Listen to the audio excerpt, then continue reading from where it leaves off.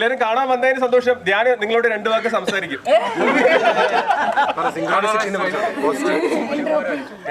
Self confidence എല്ലാം മനസ്സിലായല്ലോ അല്ലേ? ബാക്കിയുള്ള സാറ് പറയും. മനസ്സിലാവാത്ത എന്തെങ്കിലും ഉണ്ടെങ്കിൽ, സംശയം ഉണ്ടെങ്കിൽ ഇവിടെ ചോദിച്ചാൽ മതി. അവർക്കൊരു സംശയമില്ല.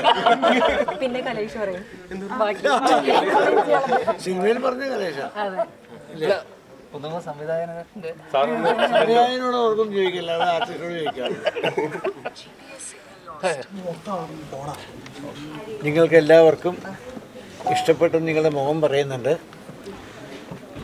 നിങ്ങൾ ശരിക്കും ഈ സിനിമ എൻജോയ് ചെയ്തു, ഒപ്പം മനസ്സിലാക്കി. ഇതിന്ന് ചില കാര്യങ്ങൾ നിങ്ങൾക്ക് ഉപകാരപ്പെടും ഭാവിയിൽ. അത് എപ്പോഴാണ് എങ്ങനെയാണെന്ന് പറയാൻ എനിക്കറിയില്ല. പക്ഷെ അത് തീർച്ചയായിട്ടും അതെ, എല്ലാവർക്കും ഒരു പറയാൻ ഒരു മോട്ടിവേഷണലായിട്ടുള്ള സംഭവം തന്നെയാണ്. പലപ്പോഴും നിങ്ങളിത് ഹെൽപ്പ് ചെയ്യട്ടെ. എല്ലാവർക്കും എൻ്റെ വിനീതമായ നന്ദി, നമസ്കാരം.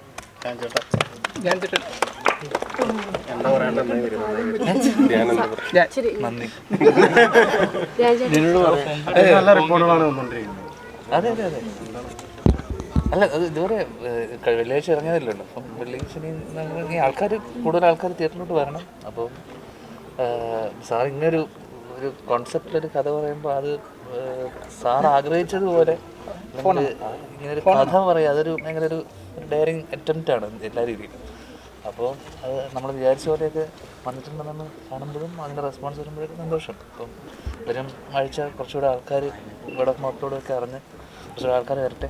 സിനിമ ഇനിയും എന്തായാലും നമുക്ക് ഭയങ്കര മോശമായിട്ടുള്ള റെസ്പോൺസ് ഒന്നുമില്ല. നമുക്ക് എല്ലാം ബെറ്റർ, ഗുഡ് അങ്ങനെയൊക്കെ ഉള്ളൂ. പിന്നെ ഹാപ്പി.